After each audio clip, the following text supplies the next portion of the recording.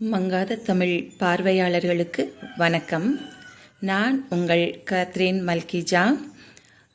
இன்னைக்கு இந்த பதிவில் தவறின்றி தமிழ் எழுதுவது எப்படி என்று பார்ப்போம்.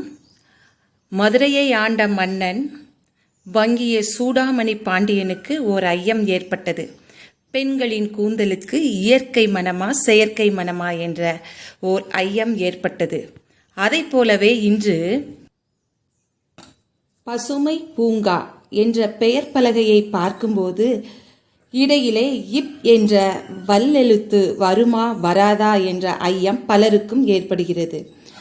பசுமை கூட்டல் பூங்கா, இந்த இரு சொற்களையும் இணைக்கும் போது புணர்ச்சி விதியின்படி இடையில் இப் என்ற வல்லின எழுத்து புணரும். மேலும் ஓர் இலக்கண விதி ஒன்று காணப்படுகிறது. இரண்டாம் வேற்றுமை உருபு வெளிப்படும் இடத்தில் வல்லினம் மிகும். வல்லின எழுத்துக்கள் 6: இக்கு, இச்சி, இட்டு, இத்து, இப்பு, இர் ஆகிய 6 எழுத்துக்களும் வல்லின எழுத்துக்கள். இவற்றில் இரண்டாம் வேற்றுமை உருபு வெளிப்படும் இடத்தில் இக்கு, இச், இத் அல்லது இப் இந்த 4 எழுத்துக்களில் ஒன்று மட்டுமே இடையில் வந்து புணரும். எவ்வாறெனில், முதலில் இருக்கக்கூடிய வார்த்தையை இலக்கண விதிமுறைப்படி நிலைமொழி என்றும், இரண்டாவதாக வரக்கூடிய வார்த்தையை வருமொழி என்றும் குறிப்பிடுவர். இவற்றில் நிலைமொழியின் இறுதியில் இரண்டாம் வேற்றுமை உருபு ஐ வெளிப்படும் போது இடையில் இப் என்ற வல்லின எழுத்து கண்டிப்பாக புணரும். ஏன் இந்த இடத்தில் இந்த 4 எழுத்துக்களில் இப்பை தேர்ந்தெடுத்தோம் என்றால், இது பூங்கா என்ற பகர வரிசை எழுத்தால் ஆனது.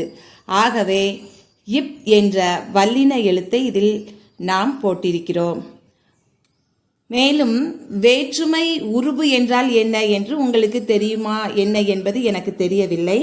ஆயினும் வேற்றுமை குறித்தும் இப்பொழுது நான் உங்களிடம் கூறினால் இந்த ஐயம் உங்களுக்கு தீர்ந்து தெளிவாகிவிடும் என்பதை அறிகிறேன். வேற்றுமை என்பது ஒரு சொற்றொடரின் பொருளை வேறுபடுத்தி காட்ட பயன்படுகிறது. பொருள் என்பது அர்த்தத்தை குறிப்பிடுகிறது. இந்த வேற்றுமைகள் மொத்தம் 8 வகைப்படும். முதலாம் வேற்றுமை, இரண்டாம் வேற்றுமை, மூன்றாம் வேற்றுமை என்று 8 வகை வேற்றுமைகள் காணப்படுகின்றன.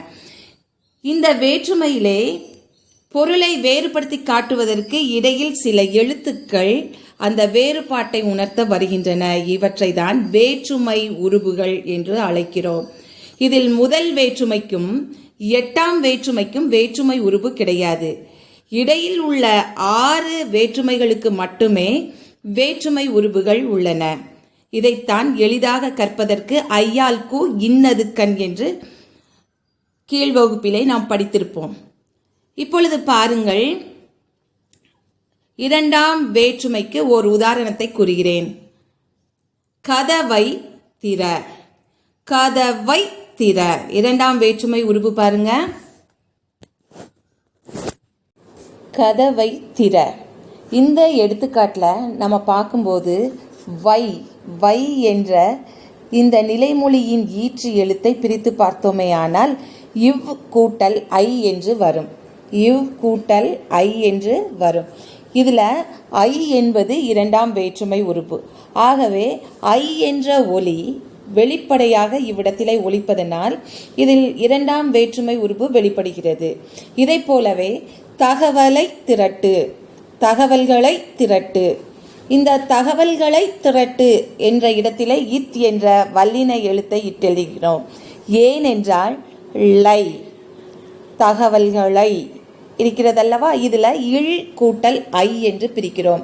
இவ்விடத்திலும் ஐ என்ற இரண்டாம் வேற்றுமை உருபுக்குரிய ஒலி வெளிப்படையாக வருகிறது. ஆகவே இவ்விடத்திலும் நாம் வல்லின எழுத்தை இட்டு எழுதுகிறோம். இதை போலவே பசுமை கூட்டல் பூங்கா என்ற இரு சொற்களுக்கு இடையிலே இப் என்ற வல்லெழுத்து வந்து புணரும். எவ்வாறெனில், நிலைமொழியின் ஈற்றில் உள்ள இந்த மை என்ற எழுத்தை பிரிக்கும்போது இம் கூட்டல் ஐ என்று பிரிக்கிறோம். இவ்விடத்திலும் ஐ என்ற வேற்றுமை உருபு வெளிப்படையாக ஒலிக்கிறது. ஆகவே இவ்விடத்தில் கண்டிப்பாக பசுமை கூட்டல் பூங்கா, பசுமை பூங்கா என்ற வல்லெழுத்து இணைந்தே புணரும். இனிவரும் நாட்களில் பசுமை பூங்கா என்று பெயர் பலகை எழுதுவோர் பசுமை பூங்கா என்று அதை திருத்திக் கொள்ளுமாறு அன்புடன் கேட்டுக்கொள்கிறேன். தவறுகள் தவறுகளாகவே தொடரக்கூடாது என்பதற்காகவே இப்பதிவை வெளியிடுகிறேன். நன்றி.